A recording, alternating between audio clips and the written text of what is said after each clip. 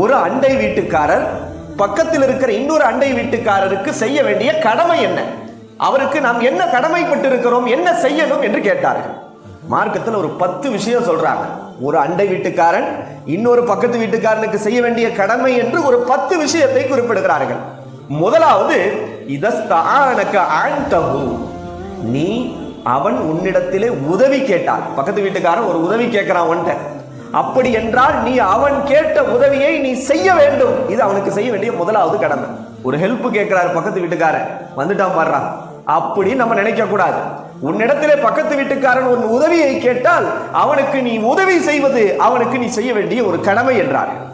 இரண்டாவது சொன்னாங்க,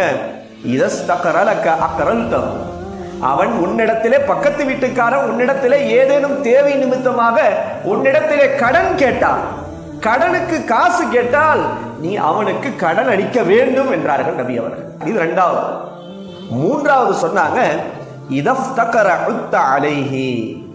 அவன் ஏழ்மையில் ஆனால், அவன் தேவையானால், ஏதாவது என்ன செய்யுது, உங்கள்கிட்ட ஒரு தேவையாகுது, அவன் ஏழ்மை நிலையில இருந்தால் அவனை நீ கவனித்துக் கொள்ள வேண்டும் என்றார். நம்ம நல்லா சாப்பிட்றோம், நல்ல செல்வ செழிப்போடு இருக்கிறோம், பக்கத்து வீட்டுக்காரன் பட்டினி கிடந்து செத்தாலும் பரவாயில்லன்னு இருக்கக்கூடாது.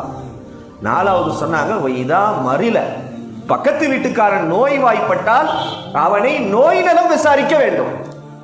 அடுத்து சொன்னாங்க, பக்கத்து வீட்டுக்காரனுக்கு ஏதாவது ஒரு நல்ல காரியம் நடந்தால் அவனுக்கு நீ வாழ்த்து சொல்ல வேண்டும்.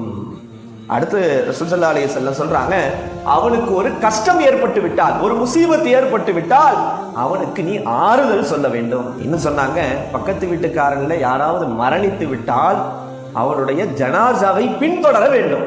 மார்க்கத்துல ஜனாசாவை கலந்து கொள்வது என்பது ரொம்ப சிறப்புக்குரிய விஷயம். அடுத்து சொன்னாங்க ரசூல் ஸல்லல்லாஹு அலைஹி வஸல்லம், வலா தஸ்தத்தில் அலைஹி பில் பினாஇ ஃபதஹஜிபு அன்ஹு ரிஹ் இல்லா பிஇذனிஹி. பக்கத்து வீடு கட்டுற நீ, வீடு கட்டும் போது பக்கத்து வீட்டுக்காரனுக்கு காத்து போகாத அளவுக்கு கட்டடத்தை உயர்த்தி கட்டக்கூடாது, அவன் அனுமதி இல்லாமல் என்றார். எந்த அளவுக்கு பாரு.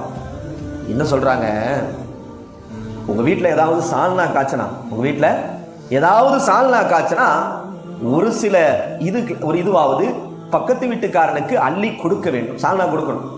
என்ன சொல்றாங்க, அற்புதமான ஒரு விஷயம். உங்க வீட்டுக்கு நீங்க பழங்கள் வாங்குறீங்க, என்ன வாங்குறீங்க, பழங்கள் வாங்கிட்டு போறீங்கன்னா அதுல ஒரு கொஞ்சத்தையாவது அவனுக்கும் என்ன செய்யணும், சேர்த்து வாங்கிட்டு போகணுமா. சரி, அப்படி உங்களுக்கு பழம் வாங்குறதுக்கே காசு இல்லை, இதுல பக்கத்து வீட்டுக்காரனுக்கு சேர்த்து வேற வாங்கணுமா, உங்களால முடியல அப்படின்னா நீ வாங்கிய பழமாக இருக்கட்டும், ஸ்வீட்டாக இருக்கட்டும், ரகசியமான முறையிலே உன் வீட்டிற்குள் நீ கொண்டு போ என்கிறார்.